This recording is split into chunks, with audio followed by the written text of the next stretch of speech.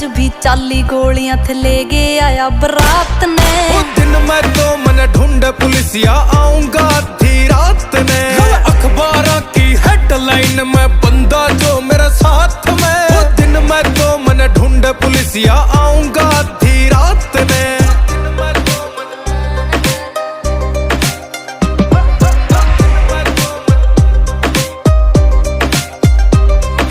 Coat कचेरी में विराट थारा गेड़ा लगे है।